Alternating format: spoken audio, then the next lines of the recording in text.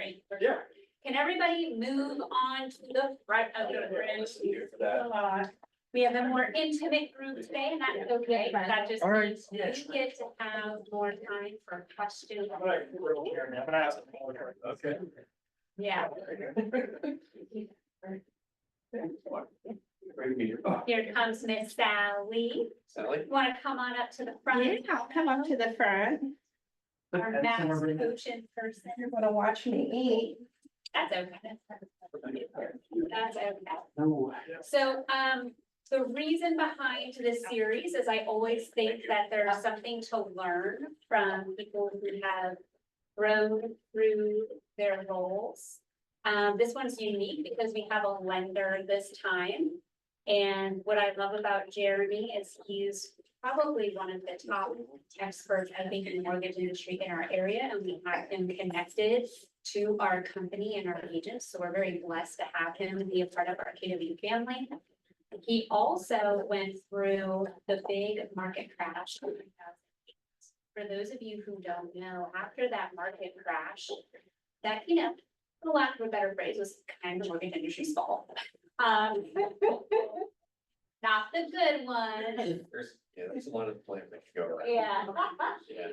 But no, in all seriousness, there was just a lot of changes that happened after that crash, especially in the mortgage industry, to better protect consumers. A lot of those changes are way more than what we're about to face with the PAR form changes right now. So there's a lot of fear with these changes with the NAR settlement. So part of my reasoning is, A, it's happened before. Industry-wide changes have happened before, and people were able to grow through it, found opportunity, some light in the darkness. They came out the other side stronger, and they're still here to tell about it. So that's why we have Jeremy here today. So thank you very much for joining us. Jeremy, why don't you go ahead and just, you know, for some background, why did you choose to get into the mortgage industry? Well, at the time, I was actually working as a branch manager for a local credit union. It was called DAFQ at the time. It's called Members First now. That was a long time ago, 3 years ago, 4 years ago, I guess, at this point. And at that point in time, I was looking for something because I just remarried and combined families. There's a lot going on, and I needed something that was a little less stressful from the standpoint of I was managing 11 women at a branch office, and they're all like yeah, 5, and it was what you'd expect it to be. It's a nice way of saying it. Yeah. Being really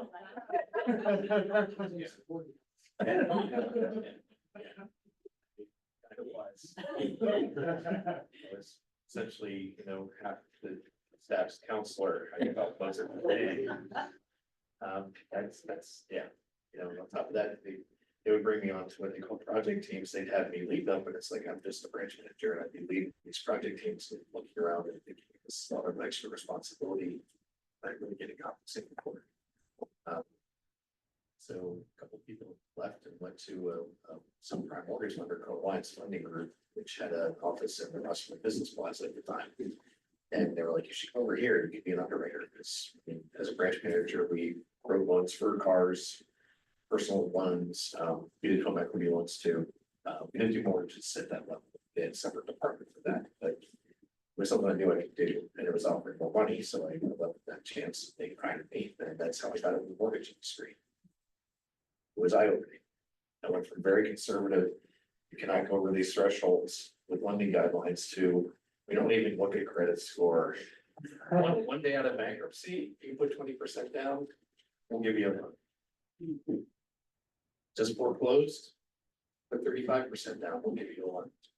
Oh my gosh. Rates were like 13%, they were ours, but people would get them. Yeah, I was shocked. So I would read them too hard and they would have overrun what I would say.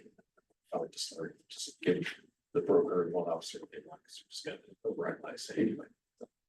They ended up doing it for a while. That's just an underwriter. Because they would say, we know it doesn't fit the guidelines, but we're gonna make this as a business decision. Just to make that broker, or that lender happy. It's like, that doesn't make a lot of sense, but okay. Went from that role into an account manager role. So I wasn't underwriting files anymore. I was going out to brokers and trying to get similar business to that lender. That's where my eyes were a little open, started to open to what it meant to be a mortgage broker and how the mortgage brokers that were in the industry at the time handled their business. And that was also a very eye-opening experience. They only cared about the money. They didn't care about the customer. They would often, maybe not right out loud, although a lot of them did, they would just intentionally omit things. So that when someone showed up at closing, they'd be surprised to learn that they have a 3-year prepayment penalty. It was never mentioned to them. When they're at the closing, they're moving trucks outside in the lot, what are they gonna do? Or they'd increase their fees at the last minute to make the person run to try to locate additional money so they get paid more. Yeah, that is, again, frustrating to me, as a person. Worked my way up through the ranks of members. First, I started there as a teller and managed to get to the point where I was a branch manager, and you just didn't treat people that way. It's not what I learned working there, and that's carried me through to where I am today, that customer service is where it's at. They're the most important person in the transaction. You need to treat them well. That wasn't the case then. And then we had the crash. Once I became a broker, decided that was something I wanted to do. So I figured I could run circles around the service. It's, and my wife was on board. Amidst all of that, said I had a child together.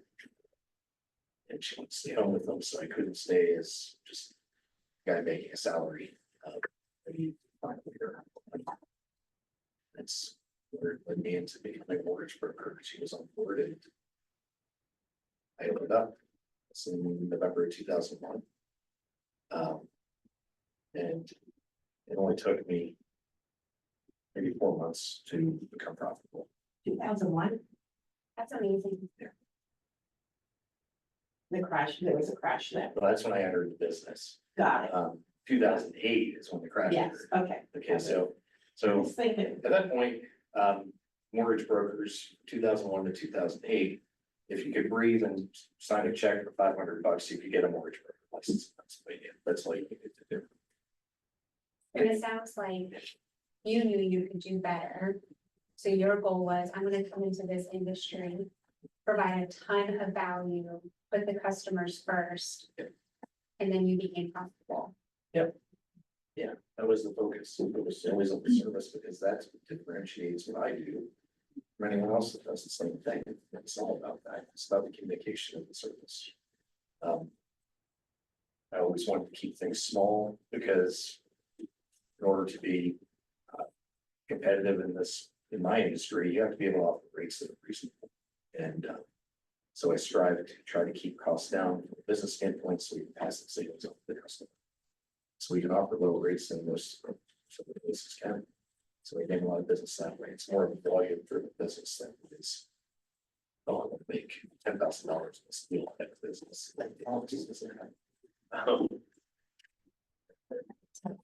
Yes, that was my guess.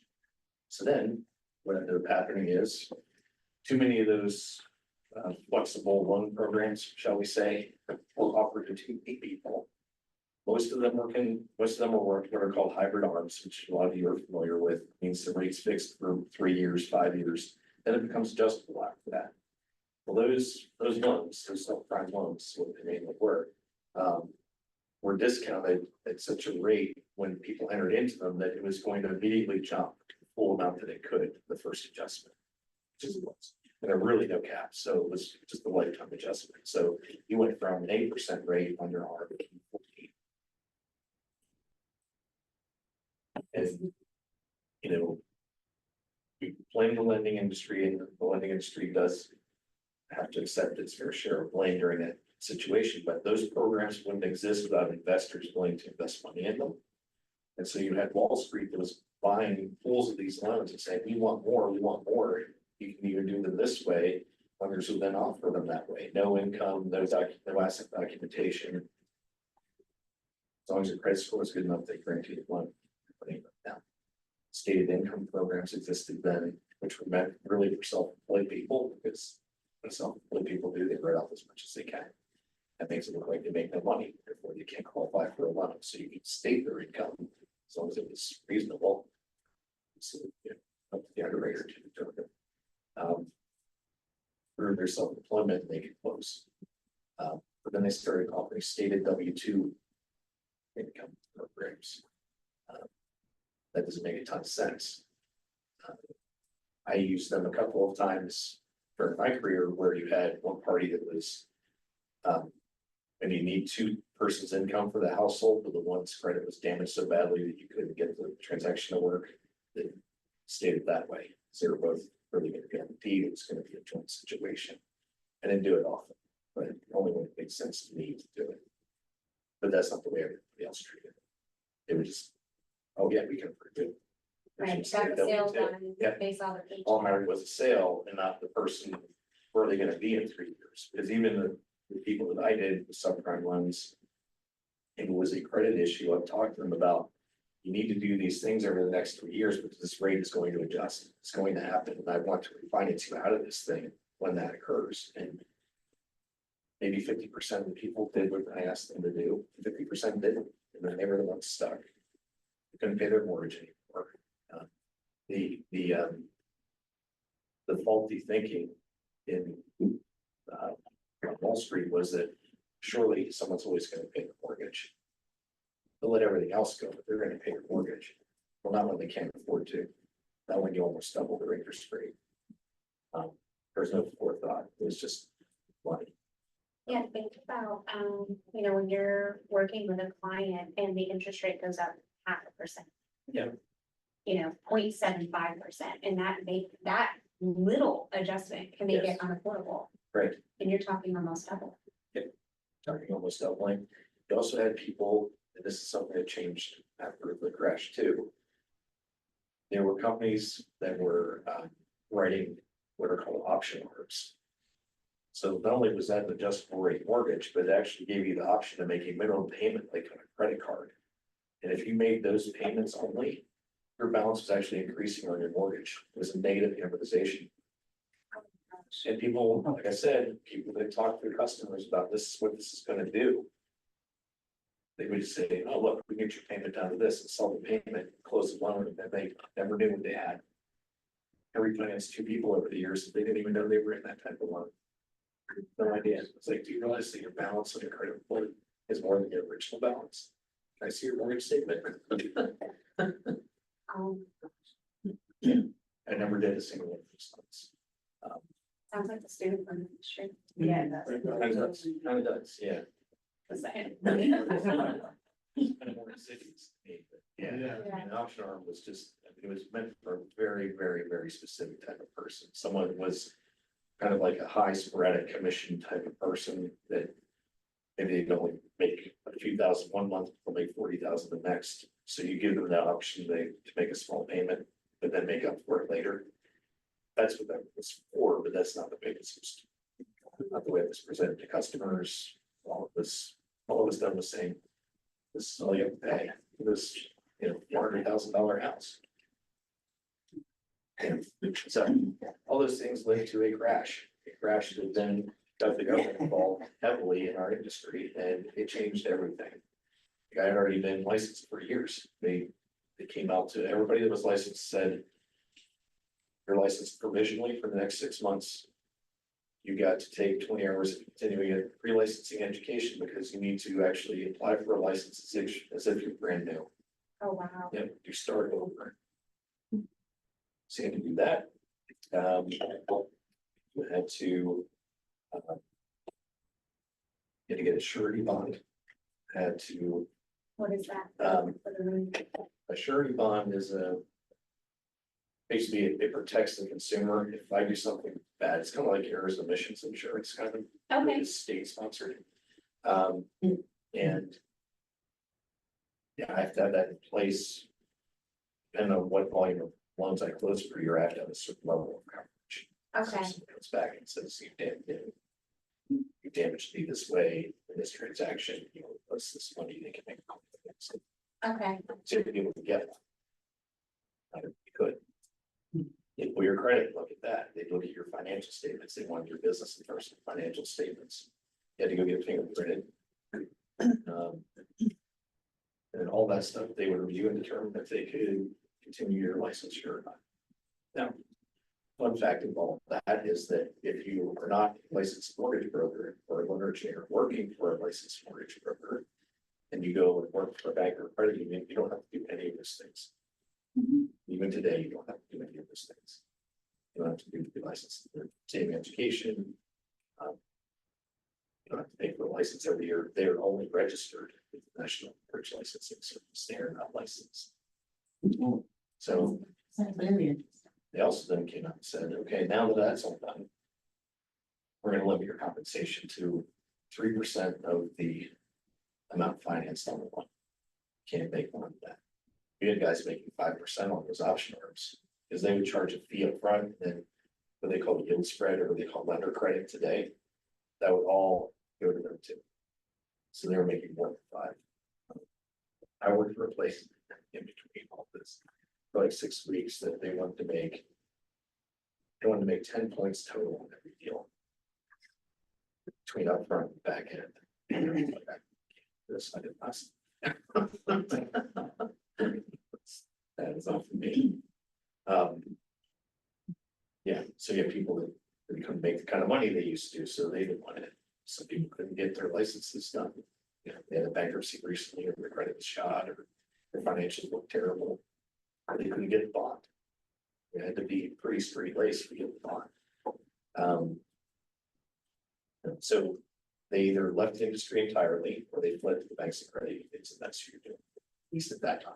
It's been a while since then, so people there now may not be that bad, but at the time, it wasn't great.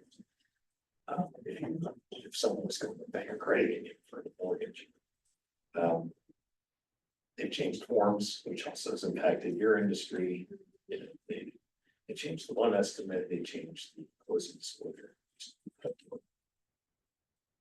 It's a big deal. Make it easier for the consumer to understand the terms. I still hear agents grumble about that. Yeah. Can we please go back to the HUD? Yeah, because there's things about it even now that they've never fixed, and they probably are never going to. But like a loan estimate generated by a lender to a consumer the first time, there's no place on there to account for proration of taxes to the seller. There's no place to do it. And so what I do, then I just say your escrow in 12 months, because in the end, when you add up the two together, whether putting an escrow, what you're having to prorate to the seller, it's about 12 months. Usually it's less. So that's what I do. But what I see when someone says, you know, I got this crappy rate, can you take a look and see if we can do better? I look at the escrow section, it's just what they're collecting for escrow, there's no accounting. So it makes it look like my figure's higher, but it really isn't. There's another thing that happened with the changeover with the SAFE Act being implemented after that OE crash. Is there are certain sections of that closing disclosure where the fees are guaranteed that cannot increase in the consumer. Those are the origination costs, transfer tax, the recording fee. Those are the ones that have no tolerance for change. And there's other costs where the consumer has the ability to shop for them that have a 10% tolerance for change. Like settlement company fees. There's inspection fees, those types of things. That's why they have those different sections on that document. But what it did was it forced people, again, in my industry, to say, this is what you're charging and you can't change it. You can't show up at settlement and say, sorry, buyer, you owe us $2,000 more. You can't do that. I never did it anyway. So for me, it was like, now you gotta play the way I do. Okay, now you gotta play fair in the sandbox. Yeah. Yeah, Now compete with me. which is kind of similar to, you know, the changes that we're gonna see on buyer agency contracts, right? The fee that you put on that contract is all that you're gonna be allowed to charge. So enter that number wisely. We're gonna dig into this tomorrow. I personally would not be able to put one fee and then do a change and addendum and try to charge higher later. I would rather do the opposite. But that is something that we're facing, because right now you can charge 2.5. Because this is being recorded, you can charge 2.5 donuts. But then if you find out that the listing agent is paying in 3 donuts, you can take the 3 donuts. But after August 17th, you will only be allowed to take 2.5 if that's what's on your buyer agency agreement. So you're gonna lose half a donut. I love it. Exactly. That's depends on what is agreed upon between the list agent and the seller. So there's gonna have to be a lot of transparency in those conversations of where does that half donut go? Does it go back to the seller? Or does it go to the list agent? It has to be very clear and transparent moving forward. Right. Which I think is what helped you win. You were honest, you were transparent, you provided value. Right. And so Right, for you, it yes. really wasn't you had to learn some new forms. You Yeah. had to do all the hoopla that they required, you know, all the fingerprints. Yeah, But your business and how you did business did not change. and that's what you have to look at, because it seemed, it was a lot of change all the time. It spread some of it out over a few years, but a lot of it happened at once. What I can tell you is you have to look at it, analyze it, determine how does this impact me? How am I going to work through this to show customers the value? And also look at how are my competitors doing? What are they planning to do? How do I stack up against them based upon these changes? You're all gonna be dealing with it. It's not just you, you know? So you develop a strategy based upon that. One thing I can say about Keller Williams compared to other agencies that I've ever been in, you guys really bring the topics to the forefront and discuss them so you're prepared. And that's what's gonna help you. Preparation of the strategy is what's gonna help you win. You're gonna end up beating out all the other agents that are at different agencies as a result. So it's really a matter of that. I know you've had a lot of sessions online and in person regarding, you know, our settlement, what that's going to do. Definitely, you know, review those notes. Plan out how you're going to handle customer interactions, how you're going to handle. So Brittany talked about, when we go and sign that buyer agreement, buyer agency agreement. Because there are gonna be times, because Andy and I deal with this. Is, you know, there's really only so much you can charge and know that you're gonna keep that customer from going somewhere else, getting less, so you have to be competitive. So maybe it means. With this customer, I don't know that I can get to half to make it work. Maybe there are others, maybe you can get that in one. I think it's really a matter of gauging that customer and determining which thing is going to work, knowing what others are doing out in the marketplace. Okay. Oh, no worries. Yeah, and I would add to that too, it's based upon the value that you provide. So how can you provide more value than the agents you're competing against? Making sure that your buyer's agents, your buyer presentations are revamped. Making sure that they really show what are you going to do for your client that sets you apart from every other agent that they might be with, your listing presentations. Like I would be taking the next couple of weeks, taking all the classes on how do other top agents provide value at a high level. And I would be figuring out, okay, which one of those am I going to implement? I would take this time too to really read the new forms, as boring as that is, but like the best thing you can do is just read the form. Most of them were really self-explanatory. Tomorrow, we're going to dive into a couple of scenarios so that we can be comfortable with them. Because here's the thing, you can, as a list agent, do your best to guide your clients to kind of choose a specific way of moving forward.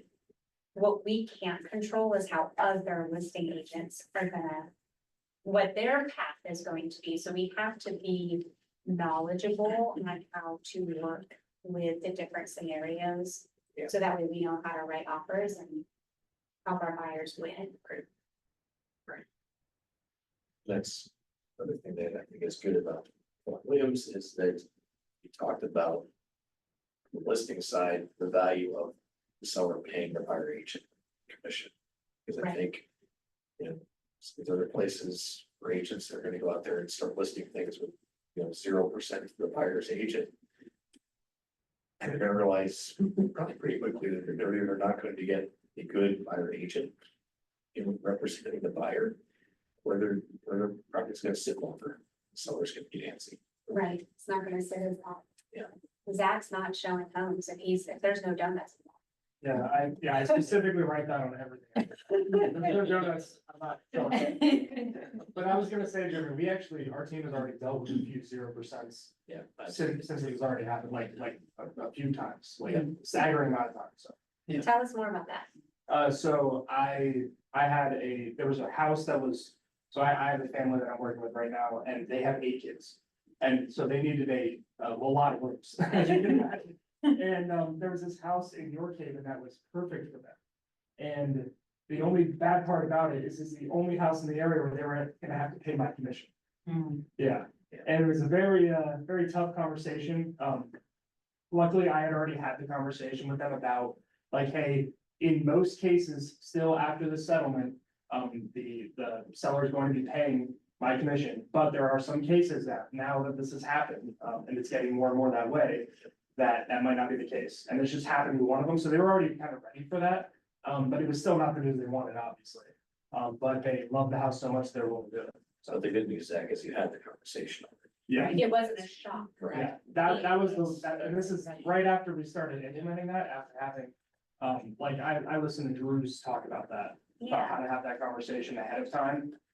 So that actually really came in handy for that, so.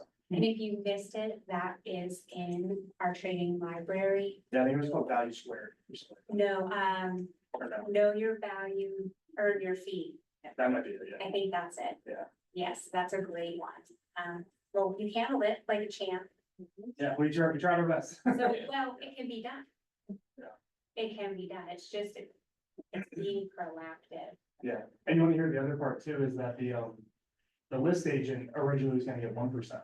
So the seller was going 1% to them and 0 to me. But she had multiple conversations to list this house, and of course it sat on market for 90 days or something, because no one's showing up to show this house. Right. I know agents, in our office who have said, like, if it's listing 0, I'm not showing it. That's been a lot of the conversation too, so. I think too, this is me, so take it for a grain of salt. The busier you get, the more opportunity you have to turn down clients, and you only have to work with the clients that you wanna work with. So if it were me and I sat with a seller and they were like, nope, I'm only gonna pay you 1% and I'm not paying any to the buyer's agent, I would educate them.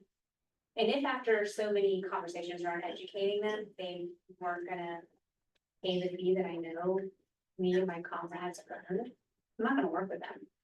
Cause if they are that difficult upfront, oh, just wait till you get And under we- contract. we do- And I love Michelle's nodding, like, Yeah. Yeah. No, we it's do right. really it's your red flag. They're likely going to be very difficult. I've heard someone say it too, like, in the absence of value, price is the only thing you can negotiate on. And I've seen a lot of agents at different brokerages already offering that as their value prop. It's like, hey, you're gonna get 2% with me. I'll list every single house at 2%, no problem, and I'm not gonna pay the buyer's agent and all that stuff. So that's becoming more of a talking point, as you guys probably know. Well, and just, let's think about this. Think about attorneys. I write on the board while you Please talk. do, You talk. please do. Our apps coach is in action. Oh, I love it. So. We all know I've been divorced before. I've had to file bankruptcy. It's no news story. Get divorced, I hired a flat rate attorney. And had a lot of money. Fast forward a couple years, I had a new legal situation come up, and I had to have an emergency custody order drawn up. Fun thing is, you can't do an emergency custody order if you don't have a custody order. And I thought I had one. But what I had written up was just simply a mere. It might as well have been a handshake agreement that was on paper, it wasn't legal.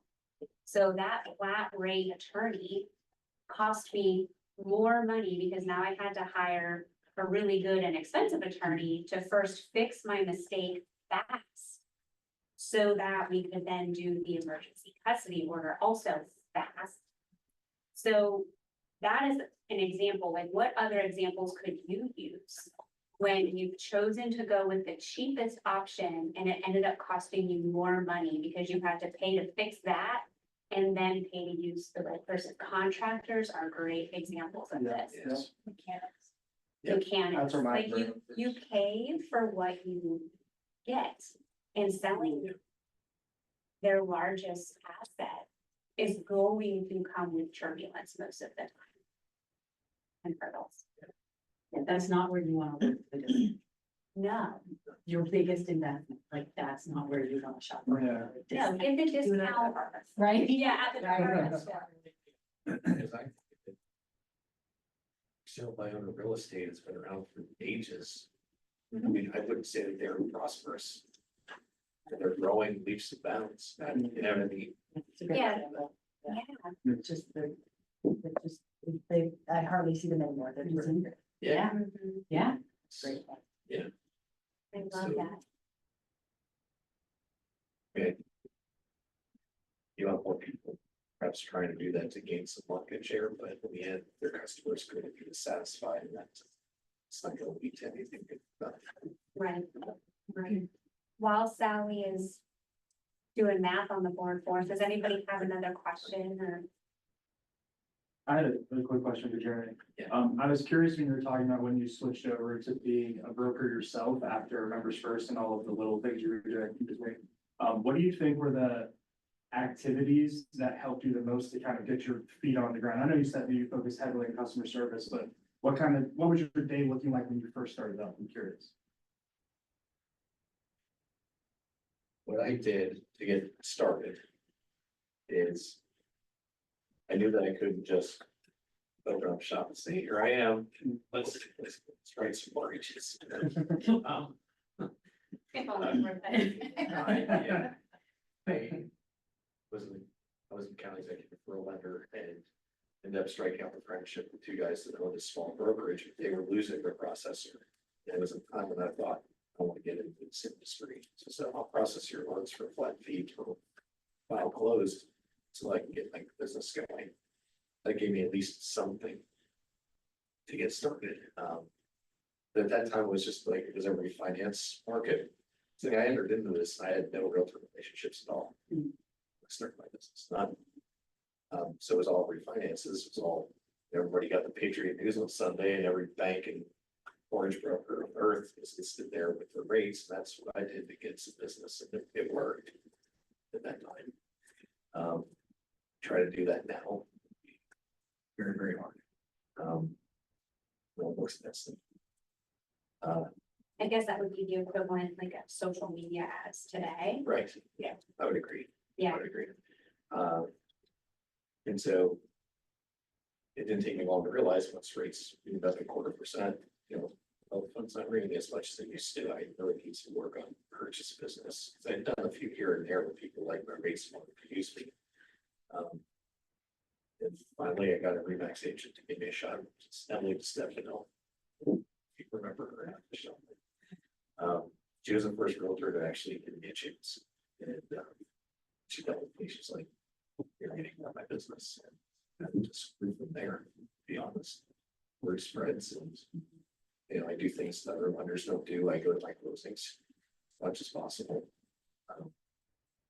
It's additional face time in front of everyone. And it's a way for me to market myself. By showing we're here, it's because I helped get us here.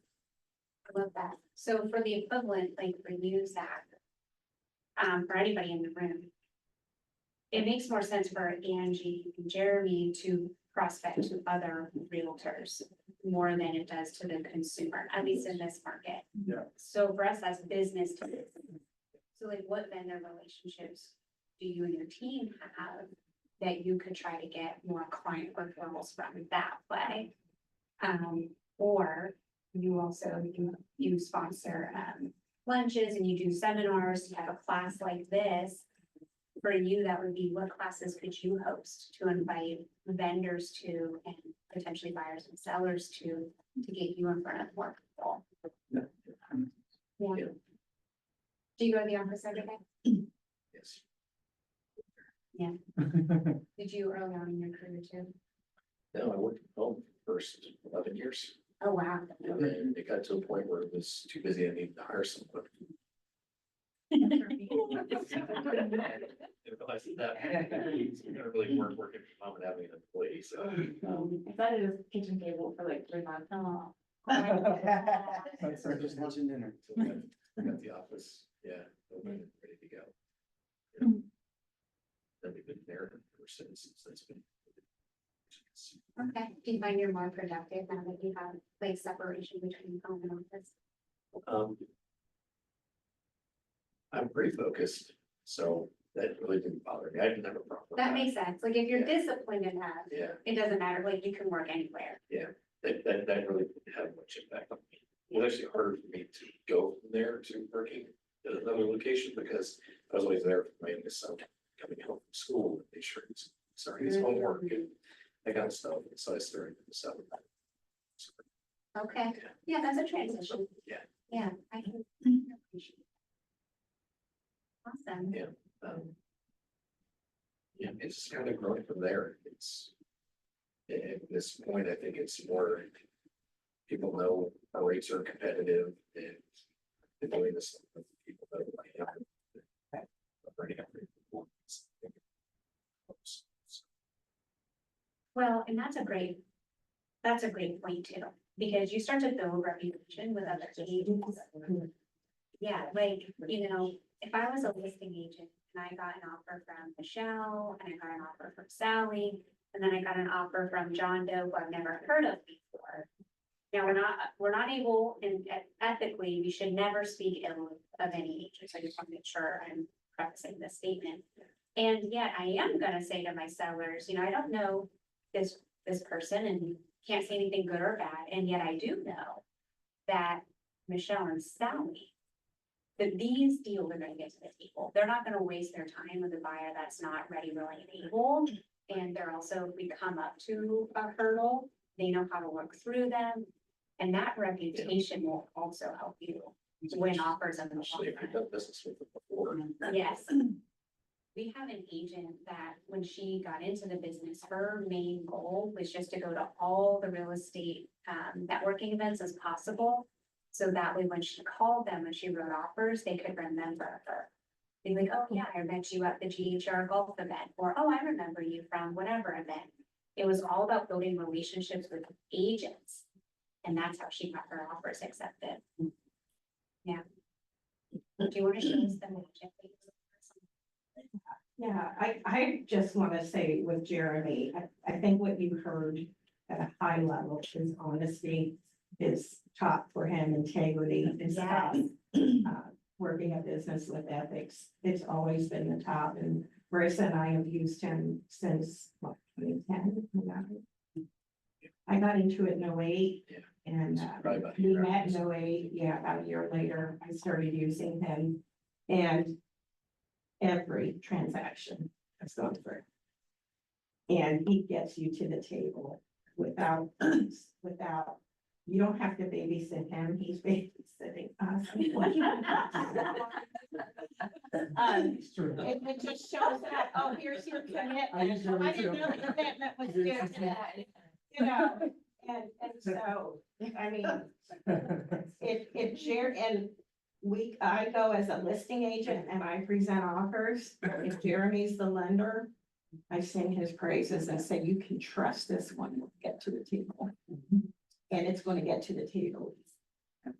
And Jeremy is always faithful and always does what he says. There's no one better out there.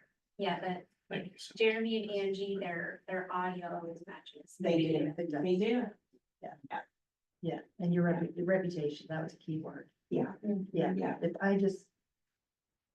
When I'm presenting offers, or if I'm writing an offer, And the agent will say, you know, who's your buyer working with, Jeremy?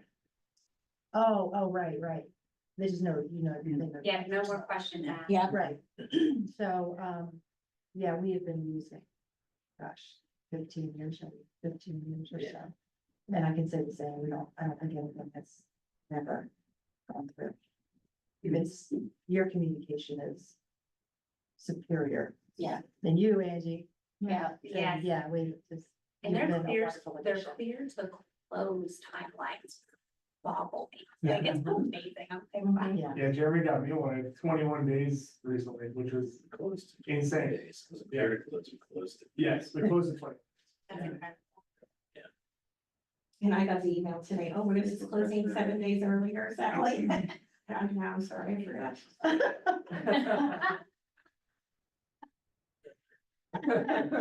I work in TC for our team. I am not a checklist detailed person at all, so it's been a big learning curve.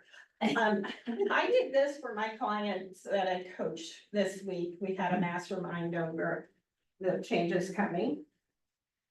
Be careful what you choose to set as your income. Because according to the MREA, your profit, usually I would think most of you are under or around 350, well, 150 is the first one in the budget model, 150,000 GCI, then it goes, I think, to 350 and all that. You should be about 40% profitable. Okay, so we have 60% in cost of sales and operating expenses. This is 38%, which is if you're doing less than 1,750,000 GCI and higher, you're not operating probably at a 40% profitability. You're probably at 38. And that's if you're keeping track. And most agents don't keep track. So your profitability on 6,000 at 2% will be 2,280 if you're within model. And that's before taxes, so then put your tax bracket there. That's what your take home ultimately is, after you pay all your expenses. So you can see how this changes. And, you know, they say, oh, you make so much money, and it's the brokerage that gets the money.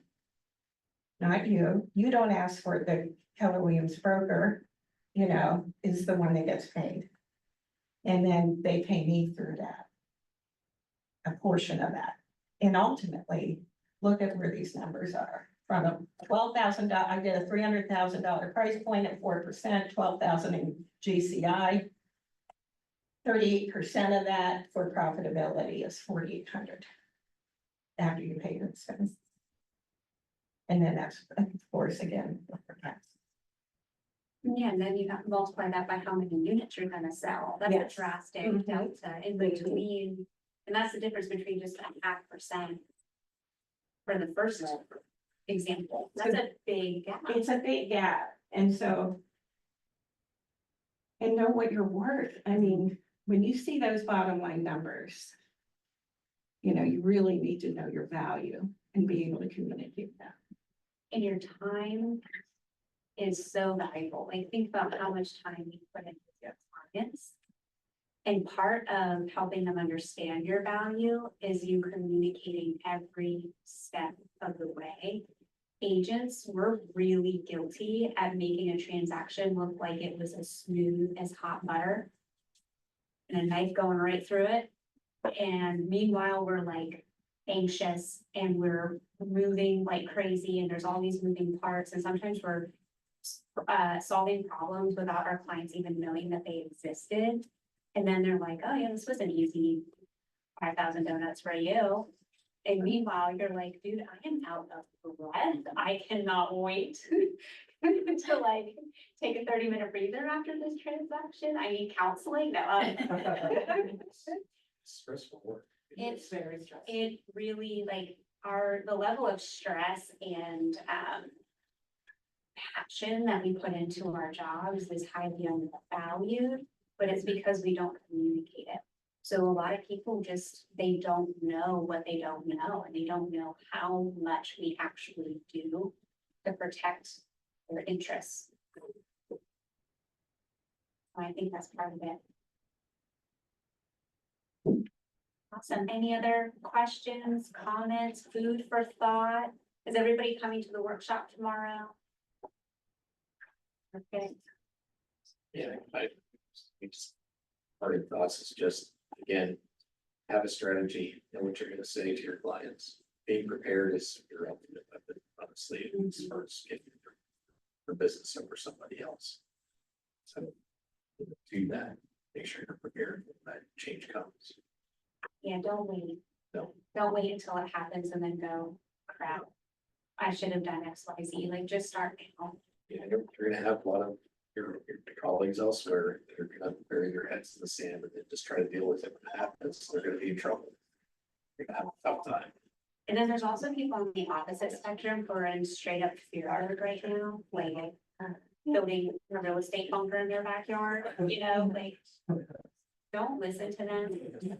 Maybe at most try to encourage them to come to a training, because I think that's where being prepared, learning, being a part of open conversations helps you dim the fear. It helps reduce that anxiety. It's what I did with all the changes happening in my industry, was looking at it, just from a living perspective, to say, how is this changing what I'm doing? How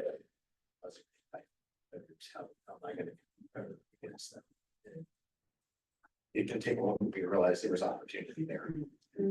So you will find an opportunity too. Yeah, thank you so much. And there's opportunity because there are gonna be people who leave the industry, just like they did during the market crash in the mortgage industry. There are gonna be people who are terrified and they're gonna flee, which means more market share for you and more people that you get to help. Well, look at the 2%ers, what they're gonna be making. They're gonna go underwater. Yeah, they If can. that's their model, they can't do that. And so they will leave. You can't That's a sustain it. great point. Because you can only sustain it through volume. That's right. And then, you kill yourself. Yeah, you have to decide, do you wanna have to cut your fees and then have to work 10 times harder? Or do you wanna increase your value so that way you can maintain your current income? I'd rather increase my value, it's more fun. I had a question for Jeremy. I mean, I think I know the answer to this, but Okay. how do you find balance? Woo! For this one, If there is a want that I have, Yes. it is that. How do you feel though? How do you feel? Because everybody's work capacity is different. Yeah, that's true. So like, my team, was thinking about that, but I was like putting stuff on the Monday board at 5:30 this morning. But I did it excited, like I wasn't like, oh, I'm working. No, I had a great idea at 5:30 AM and I was like, we're gonna talk about this. And, you know, I don't feel drained by it. So I'm just, you know, I know what I do, it just, what I do fits me so perfectly. I am a very logical person, very numbers oriented person. So every transaction is like a puzzle that needs a solution. And so figuring out just from that point of pre-approval, how can I get this to work? And work in a way that I know it's gonna go through without any issues. It is, I always find it as a challenge. So even now, I think maybe 2 years later, I still have that. Still like, I enjoy that part of it. You know, it just, When you know what drives you, maybe yeah, it fulfills you, the balance isn't maybe. it does, and I'm very competitive. I know that as mild mannered as I seem inside. it's like there's a tiger. He's got the fire. Yeah. He does. There's a dragon there. So I hate competing against other lenders. I'm gonna do what I need to try to beat them. So that's if it comes to that. Most of the time I'm beating them anyway, because I strive to be the best option right from the get-go. And with that, so how is like your family time? Are you just more intentional during that family time? Yeah, I'd say it's gotten better over the years, especially with that Angie on board. Okay, so leverage, hiring people. Yeah. That has helped. They, Leverage.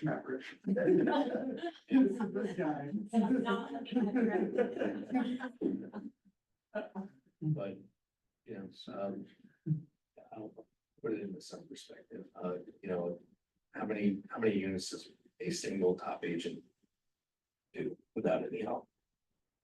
Depends. Yeah, everybody's different, but I would say if we had to give an average, like 24 to 30. And then you've got some that can do up to 50 without like a TC, but those are more written. Okay, so during COVID, I closed 290 months by myself. I have an agent that 290. does 80 to 90 a year. And I don't have, Yeah. she's the energizer. So that's my record. It's a personal best that I don't ever really want to ever challenge again. It's like, cool, I proved I could do it. It was a COVID year, so. It was 2020. Or 2021. No. I think it was 21. The year they shut you guys down for. 2020. That was 2020. Okay, that's Yeah. because the Fed dropped the rates in emergency meeting, Yes. Yep. then everybody on earth wanted to refinance. I would give us sub 3% rates. And then, they cut you guys off for what, 2 months, 2.5 months, something like that, where you couldn't actually function as realtors. Well, what happened? They said, okay, go ahead. It was gangbusters. I mean, it was crazy. We sold 11 units in that site unseen. And I closed purchase deals during that time too. Yeah. People will always still buy. They need to Yeah, well, buy that a was just- home. It was just incredibly challenging in order to do it within the actual law. It was in place. It was tough. But yeah, a lot of divorces happen. People realize, I don't really want you now that I'm with you. Around 24 hours a day. That's all anything going on. Yeah. Yeah. All the Yeah, time 'cause she together. went to his house and he came to our house during COVID. Just like. That's. Exactly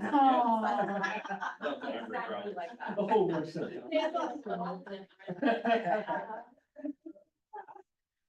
So. And inside of the, I call it salt.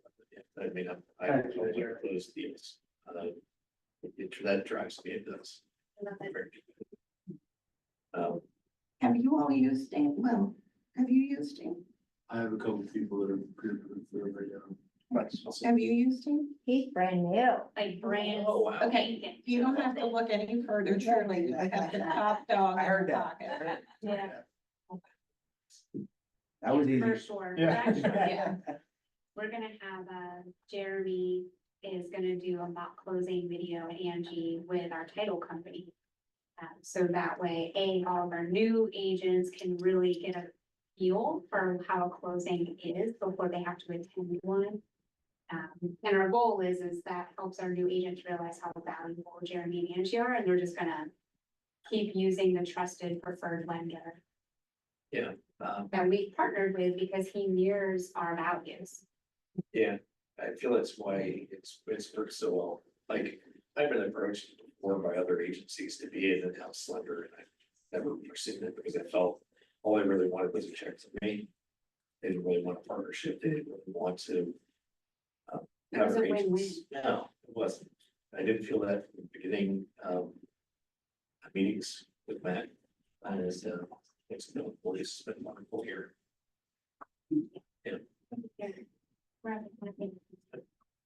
All right, folks.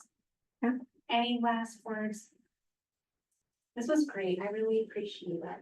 Thank you. Yeah, thank you for doing this. I think it's always good to have a similar perspective, but yet not right inside the same industry. Like we have to hear from other Yeah. successful people in other realms that are related to or similar, even running parallel with our industry, because there's so much to learn. Yes, industry changes occur and you just have to be able to be positive, be prepared and have a strategy. That's really good.